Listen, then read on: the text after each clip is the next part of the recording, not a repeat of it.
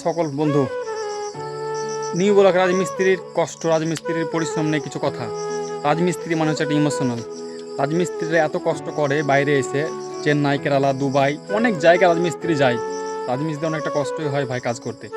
রাজমিস্ত্রিরা যেভাবে পরিশ্রম করে সে মতন পরিশ্রমের কিন্তু ঘাম ঝরে পয়সা নেওয়া করে। রাজমিস্ত্রি মানে হচ্ছে একটা কষ্ট, রাজমিস্ত্রির বিশাল কষ্ট ভাই। তো তোমাদের সামনে ছোটো ছোটো ব্লগ ভিডিও নিয়ে আমি রাজমিস্ত্রি ভাইদেরকে নিয়ে আসবো। রাজমিস্ত্রি কিছু কষ্ট কথা তুলে ধরো তোমাদের সামনে। আশা করছি তোমরা সকলেই ভালোবাসা দিবে, ভালোবাসা দিয়ে পাশে থাকবে।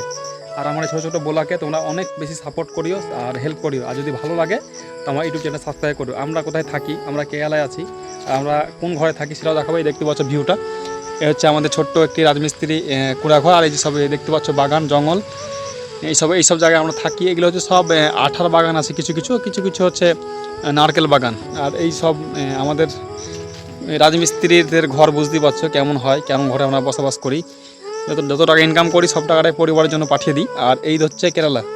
আর কেরালা ইঁটগুলো শুধু দেখে নাও, কেরালা ইঁটগুলো হচ্ছে একটা ইঁট 1 ফুট করে, 1 ফুট চওড়া আর 8 ইঞ্চি করে সাইজ হয়। আর এই ইঁটগুলো ওজন হচ্ছে 30 থেকে 35 কিলো ওজন। সেগুলো চাইলে আমাকে কাজ করতে হয়। তো এই সব কাজগুলো ভাই আমাদের অনেক কষ্টের কাজ। রাজমিস্ত্রির কাজ মানে অনেকটাই কষ্ট। যতই কষ্ট হোক কাজ করতে হবে, পয়সা নিয়ে করতে হবে তোমাদের সামনে। আর তোমাদের ভালোবাসা একটু দিয়ে ভাই আমার ইউটিউব চ্যানেলটা সাবস্ক্রাইব করে পাশে থাকবে।